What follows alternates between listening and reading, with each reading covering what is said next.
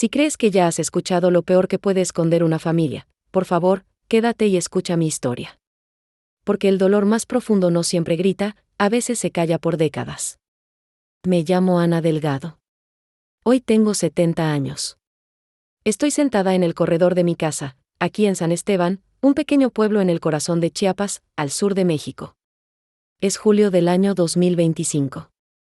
El aire huele a tierra mojada y a tortillas recién hechas. El sol quema los tejados viejos, y el canto de los grillos se mezcla con mis recuerdos. Mi casa es de adobe, con piso de cemento gastado y paredes que han visto más lágrimas que risas. Desde aquí puedo ver el mismo camino de tierra por donde, hace muchos años, soñé con escapar con mi hijo en brazos. Hoy, con los años en la piel y la voz aún temblando por dentro, he decidido hablar. Contarlo todo, contar lo que viví dentro de mi propia familia, donde el peligro no vino de extraños, sino de quien debía protegerme. Contar cómo el infierno se escondía tras una fachada de normalidad. Y como una niña, sin hacer ruido, logró sobrevivir. Nací en San Esteban en 1955, en una época en la que las niñas no hablaban, solo obedecían. Mi padre, Carlos Delgado, trabajaba en una fábrica de papel en la ciudad cercana. Era un hombre severo, seco, al que jamás vi reír. Para él, yo no era más que una decepción. Siempre decía que hubiera preferido otro varón, como mi hermano mayor, Rafael, que me llevaba 7 años y era su orgullo. Mi madre, Teresa Ramírez, era una mujer frágil, siempre cansada. Cocinaba en silencio, con la mirada baja. Nunca alzó la voz. Yo sé que quería ayudarme, pero tenía tanto miedo de él como yo. En mi niñez todo parecía rutinario: la misa del domingo, el olor al café con canela, mi papá leyendo el periódico, Rafael siendo el ejemplo. Pero cuando cumplí 9 años, algo dentro de mí empezó a romperse. Rafael era el hijo perfecto a los ojos de todos. Carismático, respetuoso en la calle, sonriente. Pero en casa, era otra persona. La noche en que todo cambió estaba haciendo calor. Dormía con la ventana abierta, escuchando los insectos y el murmullo del viento. Rafael entró en mi cuarto. Me tapó la boca. Me dijo que no hiciera ruido. Que si decía algo, nadie me creería. A partir de esa noche, ya no fui una niña. Fui una sombra. Una presencia que respiraba callada, que temblaba en las noches, que aprendió a desaparecer mientras vivía. Los abusos se repitieron. A veces con palabras. A veces con manos. Otras veces, con todo el peso del infierno. Y mi padre nunca preguntó. Nunca entró a mi cuarto. Y mi madre, sabía. Claro que sabía. Pero se quedó quieta. Como si no hacerlo real fuera suficiente. Para evitarlo, yo era invisible. Una niña que no existía más que para servir la mesa y callar. Una niña que aprendió a no llorar para que no la escucharan, y aún así, aquí estoy. Viva. Y con ganas de hablar. Asterisco, si esta historia de la abuela Ana está tocando tu corazón, deja tu like. Eso ayuda muchísimo al canal y demuestra que quieres escuchar más relatos reales como este. Suscríbete y activa la campanita para no perderte lo que viene. Y si conoces a alguien que necesita oír algo así, compártelo. A veces una historia puede cambiar un día entero. Gracias por estar aquí. Y por escuchar con el corazón. Yo no entendía lo que me pasaba. Solo sabía que cada vez que Rafael se acercaba, algo en mí quería desaparecer. Me acurrucaba contra la pared. Cerraba los ojos. Me imaginaba en otro lugar. Pero siempre regresaba al mismo cuarto. A la misma casa. A la misma oscuridad. Pasaron los años. Nadie decía nada. Mi padre, Carlos Delgado, seguía idolatrando a Rafael como si fuera un santo. Le compraba camisas nuevas, lo elogiaba en la iglesia, y repetía delante de todos: este muchacho va a ser alguien importante. No como otros, ese otros era yo. Mi madre, Teresa, cocinaba en silencio. A veces, cuando yo bajaba con los ojos rojos de tanto llorar, ella desviaba la mirada. Como si no verme fuera su manera de protegerse. Una vez me rozó la mano en la cocina. Su palma temblaba. No dijo nada. Solo me miró. Y esa mirada fue todo lo que tuve durante años. Una mirada. Con miedo. Y culpa, yo crecí entre murmullos y sombras. En la escuela, me iba bien. Me gustaba leer. Me refugiaba en los libros como quien se esconde en otro mundo. Pero cada vez que volvía a casa, ese mundo se rompía. Rafael ya no pedía silencio. Ahora. Simplemente tomaba lo que quería. Como si yo no fuera una persona. Y mi padre. Una vez me encontró con el vestido rasgado, el cuerpo temblando. Me miró. Me hizo una mueca de desprecio. Y dijo, no me vengas con dramas. Seguramente tú lo provocaste, tenía 15 años cuando mi cuerpo empezó a cambiar. Al principio no entendía. Luego lo temí. Y después, lo confirmé. Estaba embarazada, mi mundo se desmoronó, intenté esconderlo. Usaba vestidos sueltos. Me envolvía en suéteres, mesmo con calor. Pero mi madre lo notó. Una noche, me encontró llorando en la pila de agua. Me tocó el vientre. Y solo dijo, Dios mío, no me preguntó nada. No me abrazó. Solo se fue al cuarto y no volvió a hablar conmigo durante días. Cuando mi barriga ya era evidente, mi padre explotó. Gritó. Me golpeó. Me llamó de todo.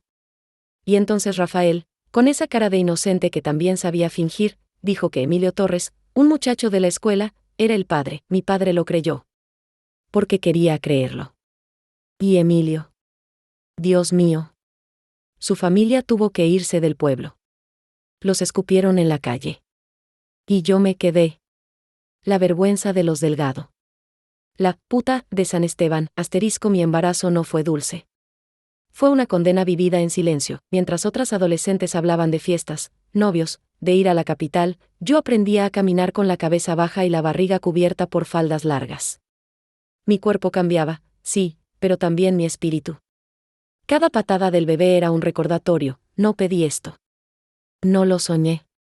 Y aún así, sentía que algo dentro de mí, pequeño, silencioso, merecía vivir. Mi padre no volvió a dirigirme la palabra. Me miraba como si yo fuera un despojo. Una herida abierta en su orgullo. Mi madre apenas se acercaba. Y Rafael. Rafael me observaba con una mezcla de poder y burla. Para él, ese niño era una victoria. Una marca de su control, el pueblo murmuraba. Las vecinas dejaban de saludar. Los niños ya no jugaban cerca de la casa. Yo me convertí en una sombra más del rancho. Recuerdo que una vez, una señora del mercado, doña Catá, que vendía tamales, me dijo bajito, Dios no se equivoca, niña. A veces las flores nacen entre piedras. Solo hay que protegerlas. Del sol muy fuerte. Y lloré. Lloré como no había llorado en meses. Porque fue la primera vez que alguien me hablaba como persona. El niño nació en noviembre de 1971, bajo una tormenta. El techo de lámina goteaba, y la partera llegó empapada. Fue un parto largo, doloroso, lleno de miedo. Pero cuando escuché su llanto, cuando lo puse sobre mi pecho, algo se encendió en mí, le llamé Lucas. No sé por qué ese nombre. Solo salió de mis labios como si siempre hubiera estado ahí, era pequeñito. De ojos oscuros como los míos, y manos que parecían buscar consuelo desde el primer segundo. Lo miré. Y supe que, a pesar del infierno, a pesar de la vergüenza, ese niño era mío. Y yo lo amaba, mi padre no quiso cargarlo. Mi madre lo bañaba en secreto, cuando podía. Y Rafael. Rafael lo veía con una sonrisa torcida. Como quien contempla un trofeo. Nunca lo tocó. Nunca lo cuidó. Solo lo observaba, yo pasaba las noches en vela. No por miedo, ese ya era parte de mí, sino por amor. Porque Lucas era la única luz que había conocido. Y si algo me mantenía viva, era protegerlo, pero sabía que mientras viviera bajo ese techo, Lucas no estaría a salvo. Y así nació el segundo fuego dentro de mí, el deseo de huir. Mis amores, aprovechando que estoy aquí contándoles un pedacito de mi historia, quería compartir algo que me ha ayudado mucho con mis dolores en las articulaciones. Si tú, igual que yo, ya pasaste los 55 años, sabes bien de lo que estoy hablando, ¿verdad? Voy a dejar un video en el primer comentario fijado, fue ahí donde descubrí lo que empecé a usar. Luego échale un vistazo, tal vez también te ayude. La primera vez que intenté huir fue una madrugada. Lucas tenía apenas 6 meses. Lo envolví en una cobija delgada y salí descalza, con los zapatos en la mano, para no hacer ruido. No sabía exactamente a dónde ir. Solo quería alejarme. Del cuarto. De los gritos. De las miradas. Del peso que me aplastaba cada día un poco más. Caminé hasta la carretera. Sentía el corazón golpeándome el pecho como si fuera a estallar. Y entonces, una luz. Un camión. Pensé en hacerle señas. Pero algo me congeló. No fue miedo al chofer. Fue el terror de ser atrapada antes de subir, y así fue. Rafael apareció detrás de mí. No sé cómo me encontró. No sé cuánto tiempo. Me siguió. Solo sé que me arrancó a Lucas de los brazos como si no fuera nada, y me arrastró de vuelta a la casa. Esa noche no solo me golpearon el cuerpo. Me rompieron algo por dentro. Mi padre me esperó en la entrada. No gritó. No pegó. Solo me escupió a los pies y dijo: eres peor que una cualquiera. No sirves ni para cuidar a tu propio hijo. Después de eso, me prohibieron salir sola. Quitaron la cerradura de mi cuarto. Mi madre lloraba, en silencio, mientras me curaba las heridas con un trapo viejo y agua salada. Lucas, pequeño e indefenso, me miraba con esos ojos grandes. Y yo juré, mientras le cantaba bajito para que durmiera: te voy a sacar de aquí, mi amor. Aunque me cueste la vida. Lo voy a hacer. La segunda vez que intenté escapar fue un año después. Esta vez, tenía un poco de dinero escondido. Vendí un collar viejo en el mercado. Había una mujer de la iglesia, Luz María, que me veía con ternura. Un día me pasó una nota doblada en el misal: si necesitas ayuda, yo te escucho. No estás sola. Y fue la primera vez que alguien me decía eso. Nos encontramos a escondidas una tarde. Le conté lo mínimo. No podía con todo. Solo dije: tengo que irme. Él no puede crecer aquí. Luz María me abrazó fuerte. Me dijo que conocía a una señora en Puebla que podía ayudarme. Que hablaría con ella. Que confiara. Pero antes de que pudiera irme, mi padre murió. Fue repentino. Un infarto mientras tomaba café en la mecedora. Y aunque debería haber sentido algo, pena, shock, algo, yo solo pensé: ahora sí. Ahora tengo una oportunidad, pero Rafael no tardó en ocupar su lugar. Con más control. Más silencio. Más amenazas, y yo, me armé de paciencia. Sabía que si quería salir con vida, tenía que planear cada detalle. La muerte de mi padre no fue el final del infierno. Fue el principio de otra etapa, más silenciosa, más tensa, pero también más peligrosa para Rafael. Él tomó el control de todo. La casa, las decisiones, el dinero que entraba. Era como si hubiese estado esperando ese momento. Ahora nadie lo limitaba. Nadie le decía que no, y eso lo volvió más arrogante, pero también más descuidado. Yo observaba todo. Cada rutina. Cada salida. Cada movimiento. Aprendí a fingir resignación. A sonreír con la cabeza baja. A responder sí, sin levantar los ojos. Y por dentro, empezaba a dibujar mi escape. Volví a contactar a Luz María. Nos encontrábamos en la iglesia, durante las oraciones de los miércoles. Ella me pasaba papelitos dentro de los rosarios. Uno de ellos decía: hablé con la señora Valenzuela. Dice que puede ayudarte. No entendía al principio. ¿Quién era esa mujer? ¿Por qué ayudaría a una desconocida como yo? Luz me explicó que la señora Valenzuela era esposa de un político local retirado. Católica, firme, conocida por apoyar discretamente a mujeres en situación de violencia. Había ayudado a otras a desaparecer del mapa, con nombre nuevo y trabajo. En otra ciudad, yo no sabía si confiar. Pero ya no tenía muchas opciones. Y cuando se trata de tu hijo, aprendes que la fe no es una elección. Es una necesidad. Un domingo, después de misa, Luz me llevó a una casa antigua, con paredes blancas y un jardín lleno de flores de bugambilia. Allí conocí a la señora Valenzuela. No me preguntó mucho. Solo me miró a los ojos. Yo no pude sostener su mirada. Me eché a llorar. Ella me acarició el brazo y dijo: no tienes por qué contarme lo que ya veo. Vamos a sacarte de aquí, niña. A ti y a tu bebé. Ese día me dio 200 pesos y una hoja escrita a mano. Era una carta de recomendación para una pensión en Puebla, donde necesitaban a alguien para limpiar y cocinar. El trato era sencillo, me daban comida, techo y un poco de dinero, si trabajaba duro y no preguntaba nada, acepté sin dudar. Tomé esa hoja como si fuera un pasaporte al cielo, pasé semanas planeando los detalles. Guardaba un cambio de ropa escondido entre los trapos viejos. Empezaba a dormir con Lucas ya vestido, listo para huir, y una madrugada de noviembre, el 15, cuando Rafael salió con sus amigos a beber como cada viernes, tomé a mi hijo, mi bolsita de tela, la carta, y salí, no miré atrás. No recé. Solo corrí, llegamos a Puebla un poco antes del amanecer. El autobús traqueteaba por las calles empedradas y Lucas dormía sobre mi regazo, tibio, sereno, como si también supiera que habíamos cruzado un límite invisible. Yo temblaba. No de frío, sino por dentro. Había salido. Después de años soñándolo, lo había logrado. Pero ahora empezaba otra cosa, la incertidumbre. La pensión quedaba en una calle angosta, entre casas antiguas de colores deslavados. Tocamos la puerta justo cuando el sol comenzaba a pintar los tejados de naranja. Nos recibió una mujer delgada, seria, con un rebozo sobre los hombros. Se llamaba doña Ernestina. Me miró de pies a cabeza sin decir nada, luego miró a Lucas y preguntó, ¿es tranquilo? Sí, señora. No llora mucho. Bueno. Si sabes cocinar y no eres floja, aquí tienes un lugar. Así empezó mi nueva vida. Limpiaba los pasillos. Lavaba sábanas a mano. Preparaba desayunos para los huéspedes. Dormía en un cuartito diminuto con Lucas a mi lado. No tenía lujos. Ni amigos. Pero por primera vez en mucho tiempo, nadie me tocaba sin permiso. Nadie me gritaba. Nadie me llamaba. Vergüenza, me presenté como Ana Silva.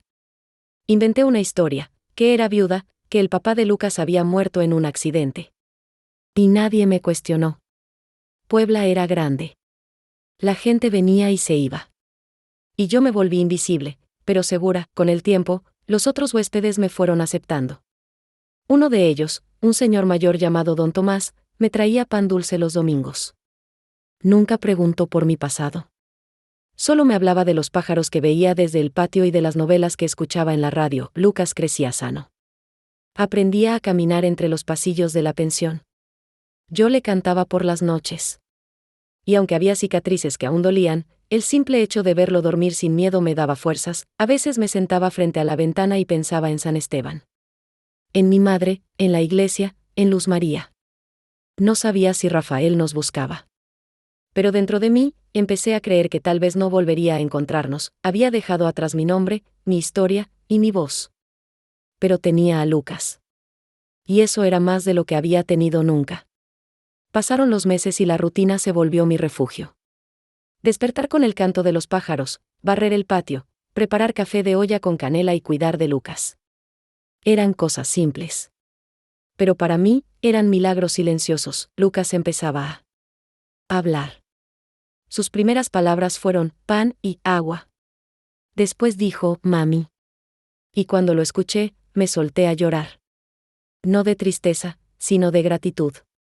Porque ese pequeño que nació del horror me estaba enseñando a amar sin miedo. Don Tomás seguía allí. Era un hombre de pocas palabras, pero de corazón firme. Todas las tardes se sentaba en el patio a leer el periódico y compartirme frases como si fueran oro. La vida no siempre es justa, Ana, pero uno puede elegir ser justo con los demás. Usted parece saber de eso, don Tomás. Yo solo sé que el dolor puede hacer dos cosas, endurecerte o abrirte el pecho. Tú elegiste lo segundo. Poco a poco, él se volvió como un abuelo para Lucas. Le regaló una pelota de trapo. Le contaba historias de su infancia en Veracruz. Y yo le sonreía. Con desconfianza al principio. Pero después, con cariño genuino. Una noche, Lucas se enfermó. Tenía fiebre. Yo me desesperé. No tenía dinero para un médico. Y entonces don Tomás tocó la puerta del cuarto, entró con un frasquito de eucalipto y dijo, esto me lo ponía mi madre cuando me sentía mal. No cura todo, pero acompaña. Se sentó a mi lado y me ayudó a bajarle la fiebre con paños húmedos. Estuvimos en silencio. Solo el sonido de la respiración de Lucas llenaba el cuarto, y esa noche, por primera vez en muchos años, sentí que no estaba sola. Al poco tiempo, don Tomás se enfermó. La edad y los años de cigarro pesaban. Pero nunca se quejó. Siguió tomando su café, leyendo su periódico, y jugando con Lucas cada vez que podía. Un día, me llamó a su cuarto. Me entregó una llave. Era de su casa. Una pequeña construcción en las afueras de Puebla. Nada lujoso. Pero con terreno, espacio, y un viejo árbol de guayaba. Cuando ya no esté, quiero que tú y el niño vivan allí. No puedo aceptar. Eso, claro que puedes. Lo que hiciste, lo que estás haciendo por tu hijo, no hice nada extraordinario, don Tomás. Te equivocas, Ana.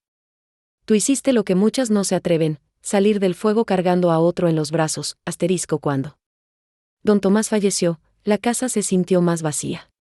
No hubo funeral grande, ni misa con flores. Solo unas palabras del sacerdote del barrio y un par de velas encendidas por quienes lo conocían de lejos, pero yo lloré. Lloré como si se hubiera ido el único hombre que nunca me miró con malicia, días. Después, doña Ernestina me entregó una carpeta con documentos. Era el testamento. Allí estaba mi nombre. No el de Ana Delgado, sino el que yo usaba ahora, Ana Silva. Y con letra firme, don Tomás había escrito: dejo mi casa a Ana Silva y al niño Lucas, por la nobleza de su alma, por su valor y porque todo ser humano merece un hogar donde descansar sin miedo. Temblaba cuando leí esas líneas. No entendía cómo alguien podía dar tanto sin pedir nada a cambio. Pero eso fue don Tomás. Un buen hombre que supo ver más allá del silencio. Nos mudamos a la casa un mes después. Lucas ya caminaba con firmeza. Yo limpié cada rincón, planté hierbas en el jardín y colgué una cortina de flores en la entrada. La casa tenía techo de teja, ventanas de madera vieja y un olor a campo que se metía en el alma. Allí, por primera vez, Lucas tuvo un cuarto propio. Y yo pude dormir sin sobresaltos. Empecé a vender comida en el mercado. Tamales, arroz con leche, salsas caseras. La gente me fue conociendo. Nadie preguntaba de dónde venía.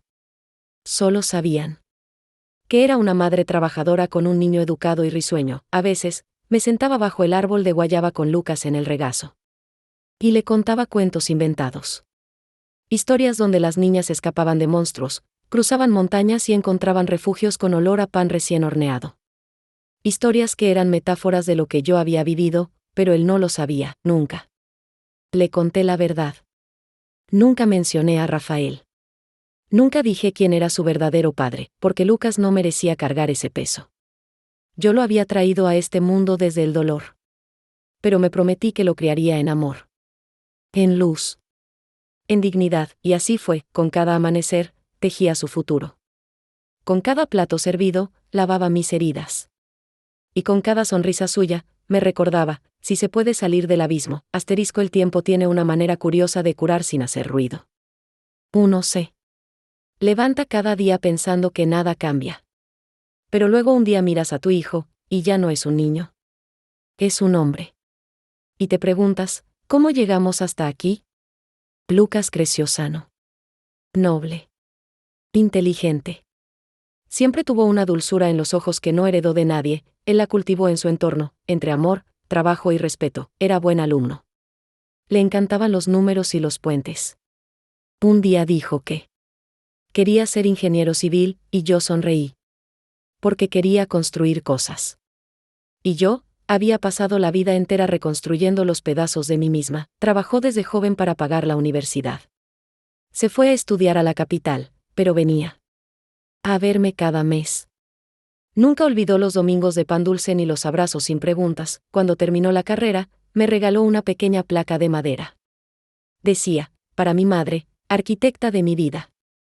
No supe si reír o llorar. Tal vez hice ambas cosas. Años después, conoció a Mariana, una joven maestra de voz suave y carácter fuerte. Se casaron en una iglesia sencilla. Yo llevé un vestido azul que cosí con mis propias manos. Y cuando Mariana me abrazó, me dijo al oído: gracias por haber criado a este hombre. Gracias a él por haberme salvado la vida, respondí. Tuvieron 2 hijos, Sofía Clara, una niña risueña que heredó mis ojos. Y Pedro Antonio, un travieso de risa escandalosa que corría por mi jardín como si fuera un bosque encantado, y así, sin darme cuenta.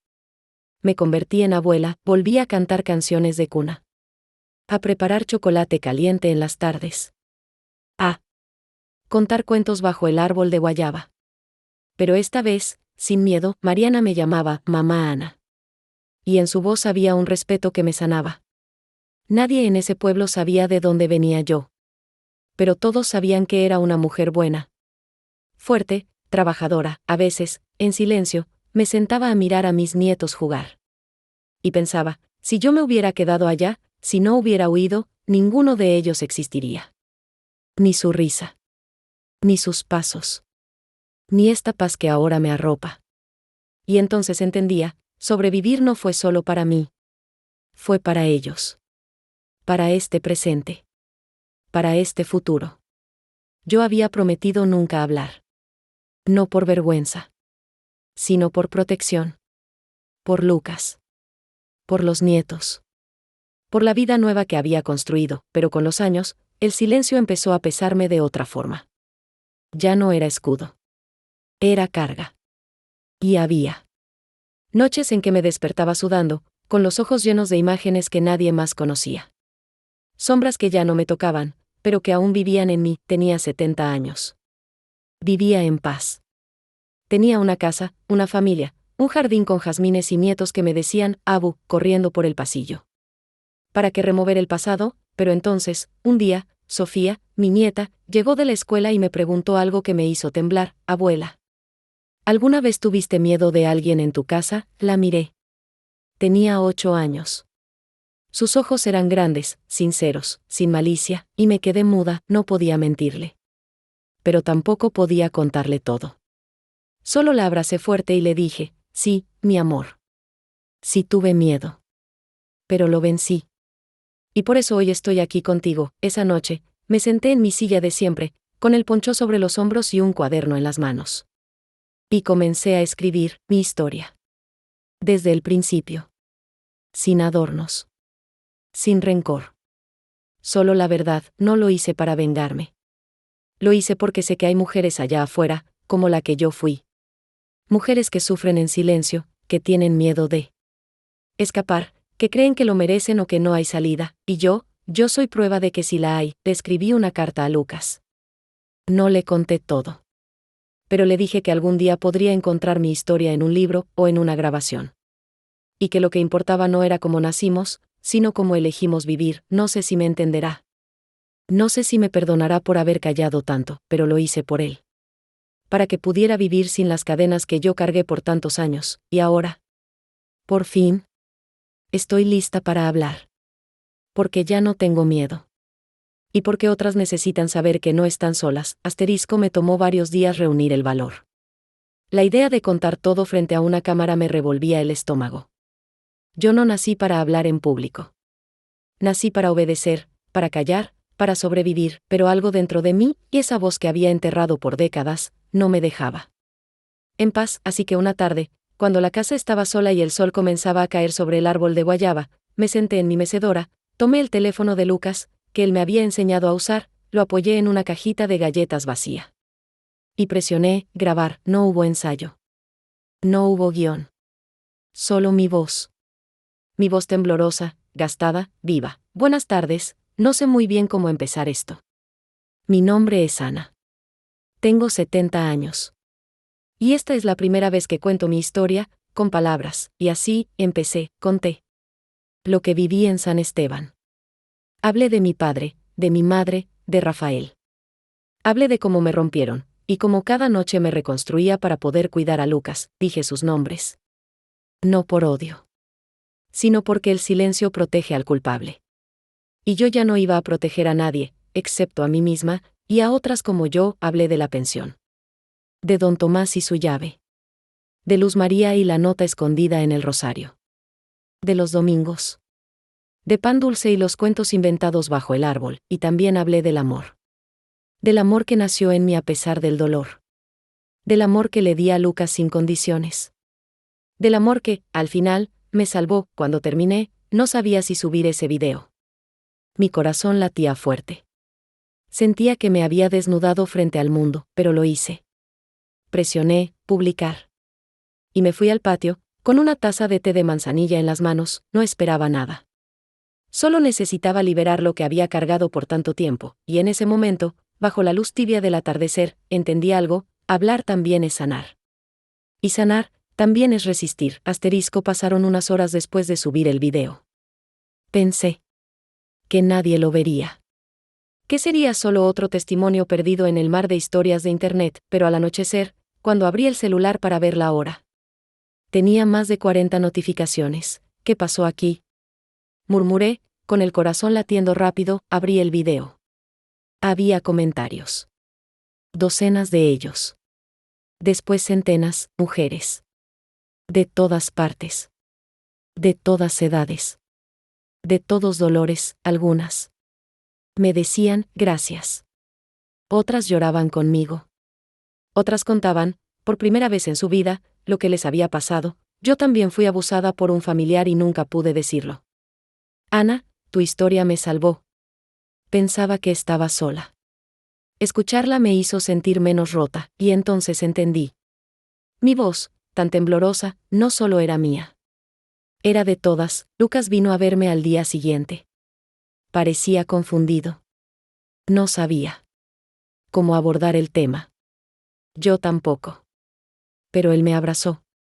Largo. Fuerte. Silencioso. Mamá, ¿es cierto todo lo que contaste? No pude mentirle. Sí, hijo. Es verdad. ¿Por qué nunca me lo dijiste? Le tomé la mano. Me temblaban los dedos. Los ojos llenos de agua. Pero hablé firme, porque no quise que cargaras con algo que no era tuyo. Porque tu vida tenía que construirse sin las sombras de mi pasado. Pero ya no puedo callarlo más. Hay mujeres allá afuera que todavía están encerradas. Y yo quiero abrir puertas. Lucas me miró. No habló enseguida. Pero después de unos segundos, sus ojos se humedecieron. Te admiro, mamá. No por lo que pasaste, sino por lo que hiciste con ese dolor, y lloramos. Juntos.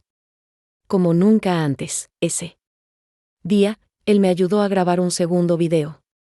Más claro. Más largo. Con mejor audio. Me enseñó a leer los comentarios.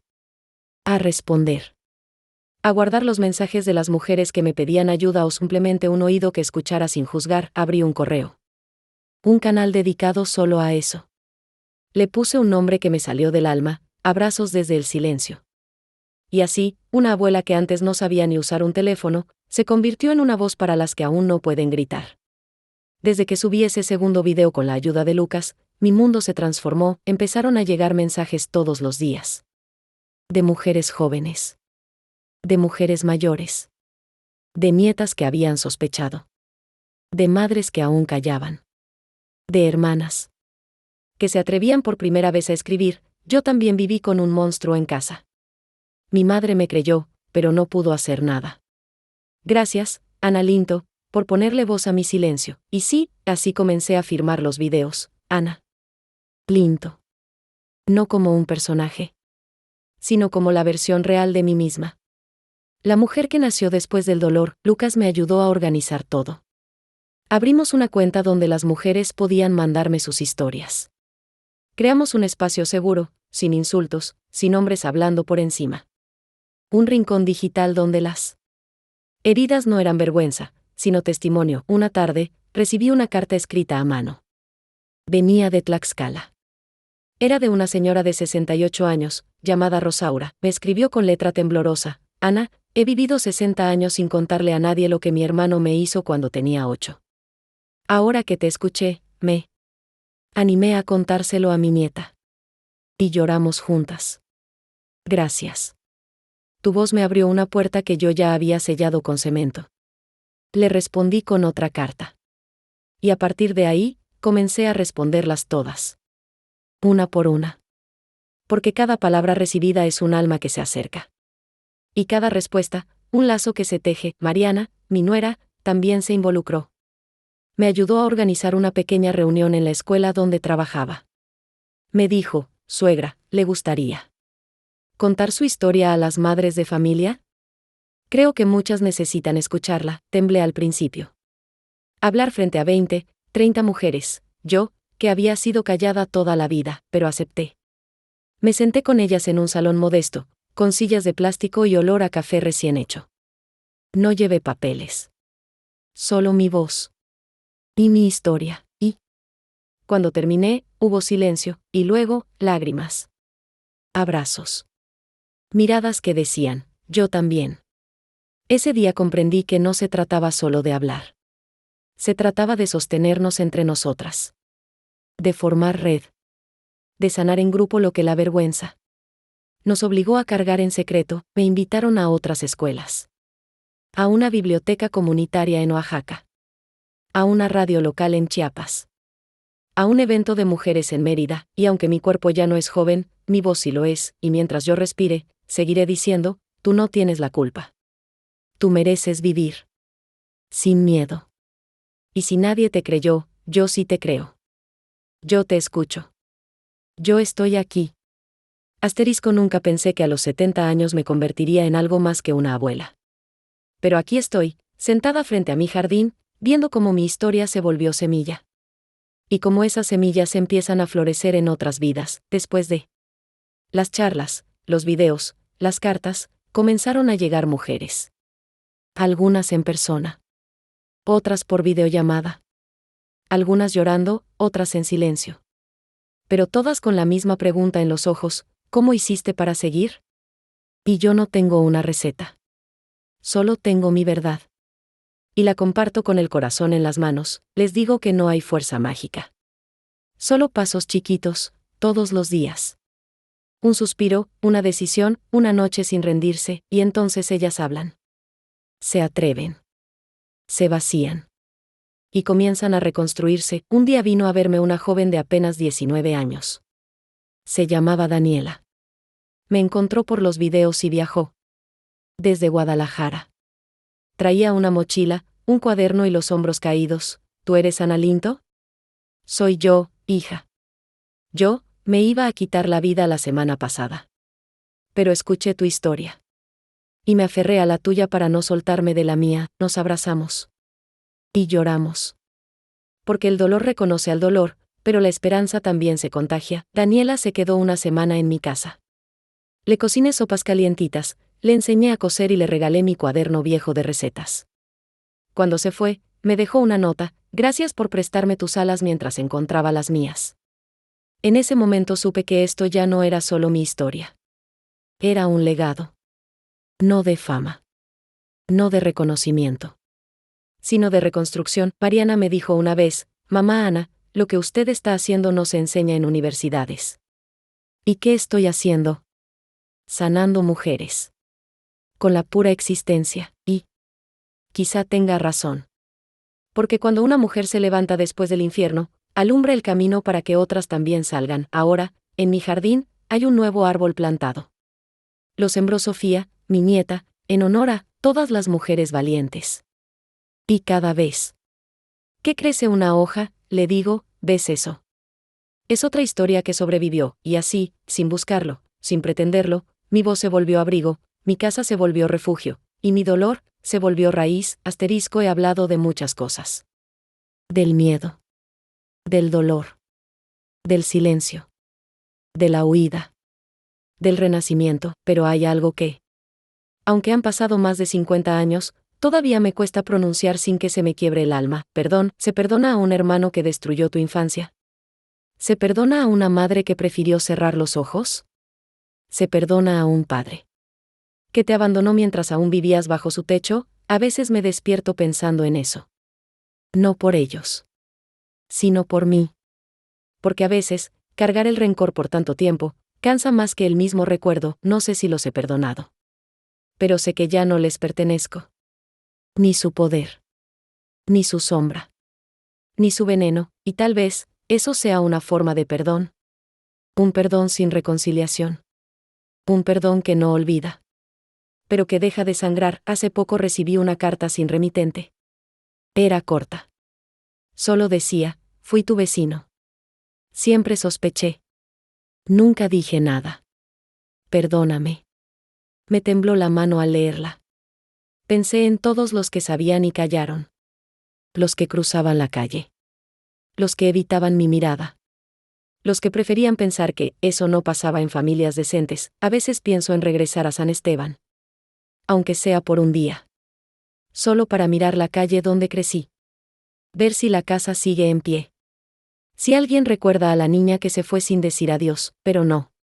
Cada vez que lo pienso, algo dentro de mí me dice, no necesitas volver al lugar donde te rompieron para demostrar que estás completa.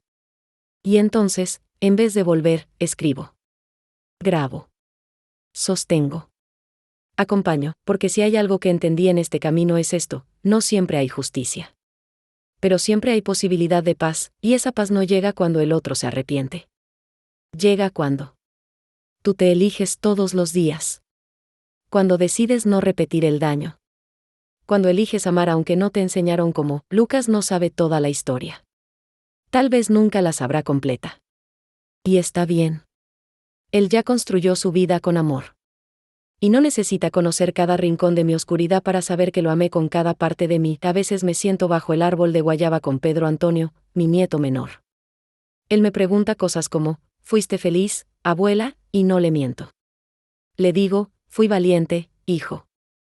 Y eso me regaló momentos de felicidad que antes pensé imposibles, porque la verdad es esa, no fui feliz todo el tiempo. Pero elegí vivir. Y al final, eso también es una forma de felicidad. Mis amores, aprovechando que estoy aquí contándoles un pedacito de mi historia, quería compartir algo que me ha ayudado mucho con mis dolores en las articulaciones.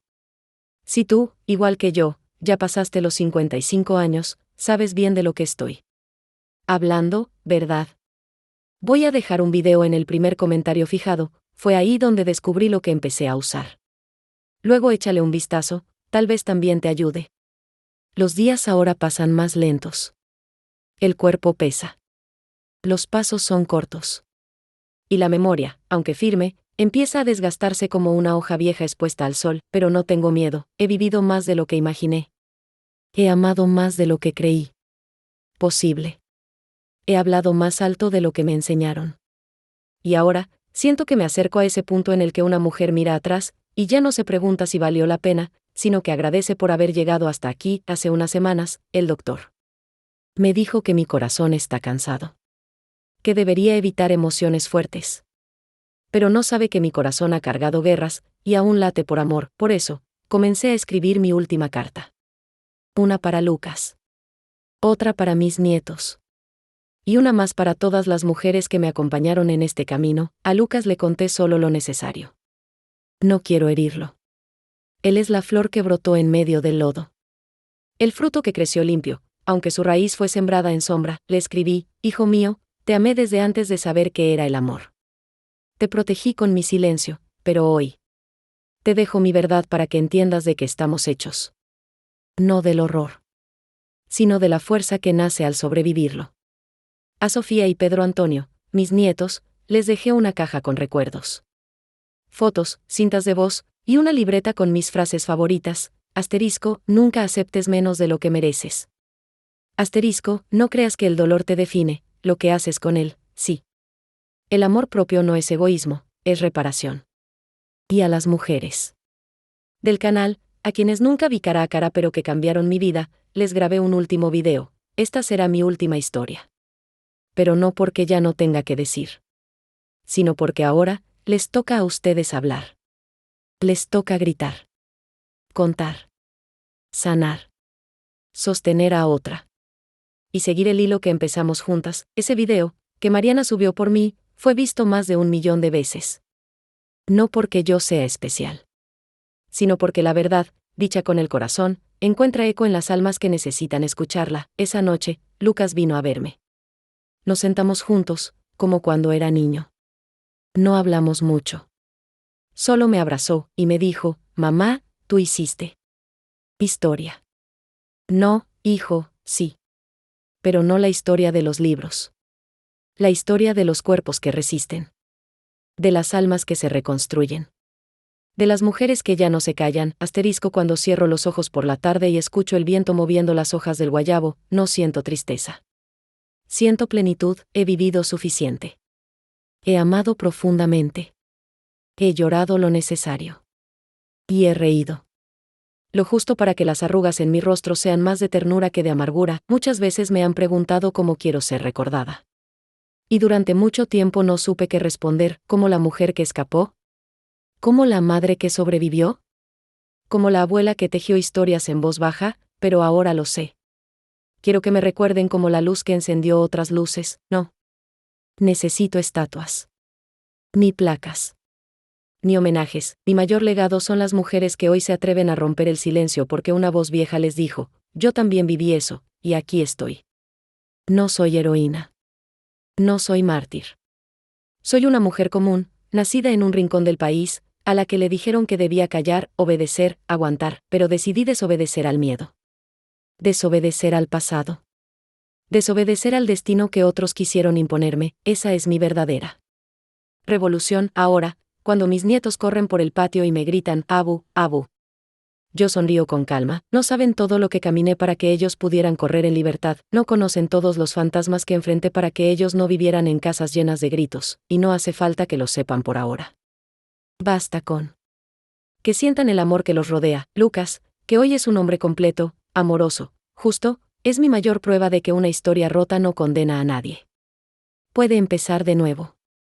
Puede ser hermosa. Puede sanar, y si un día alguien lee o escucha esta historia, quiero que no se detenga en el horror. Quiero que se quede en la parte donde elegí vivir. Donde elegí amar. Donde decidí que mi nombre, Ana Linto, no estaría más atado al silencio, sino al fuego que enciende caminos. Cuando me vaya, no quiero flores tristes. Quiero que cada mujer que me escuchó abrace a otra y le diga, sí se puede. Ana lo hizo. Yo también puedo. Y que así, como una cadena silenciosa, el dolor se transforme. La culpa se disuelva. Y la memoria se convierta en semilla. Asterisco, si llegaste hasta aquí, quiero que sepas algo. Gracias por detenerte en medio del mundo ruidoso para escuchar la voz de una mujer mayor, una abuela que no salió en los periódicos, ni en libros de historia, pero que vivió, y resistió, como tantas otras en silencio. Mi nombre es Ana Linto. Tengo 70 años. Y esta fue mi historia, una historia que empezó en la oscuridad, pero que encontró grietas por donde entró la luz. No para borrar el pasado, sino para transformarlo. No quiero que me recuerdes por los golpes de la vida, ni por las lágrimas que derramé en cuartos vacíos. Quiero que me recuerdes por la voz que elegí no callar. Por el hijo que crié con amor. Por las mujeres que abracé sin conocer. Por la esperanza que sembré con mis manos cansadas. Si esta historia te tocó, si algo dentro de ti se removió mientras me escuchabas, entonces, ya cumplí mi misión, porque no importa cuántas veces nos caímos. Lo que importa es cuántas veces nos levantamos, aunque sea con heridas, aunque tiemble la voz, aunque nos falte la fuerza. Lo que viví no me define. Lo que elegí hacer con ello, sí. Y tú, que estás escuchando esto ahora, quizá también cargas algo que no dijiste nunca. Un dolor guardado. Una herida antigua. Un grito que nunca salió. Déjame decirte con todo mi corazón, tú no estás sola. Yo te creo. Yo te abrazo. Yo te acompaño, y si todavía no puedes hablar, no pasa nada. Habla cuando estés lista. Llora cuando lo necesites. Y recuerda, sobrevivir ya es una forma de victoria. Si esta historia te tocó, si te dio fuerza o paz, te pido algo, brote, comparte esta historia. Tal vez alguien que conoces la necesita. Tal vez una amiga, una tía, una vecina, una hija. Y a veces, una historia sencilla puede cambiar un día, una vida, una decisión, y si puedes, deja un comentario. Dime de dónde me escuchas. Hazme saber que esta voz, aunque vieja, aún resuena en otros corazones. Gracias por estar aquí. Gracias por escuchar no con los oídos, sino con el alma, y si alguna vez dudas de ti misma, recuerda estas palabras de una mujer que vivió más infierno del que quiso, pero también más amor del que creyó merecer. Destellos, si se puede. Con todo mi cariño, Ana Linto, julio de 2025, desde mi patio, con el sol tibio en la cara y el corazón tranquilo.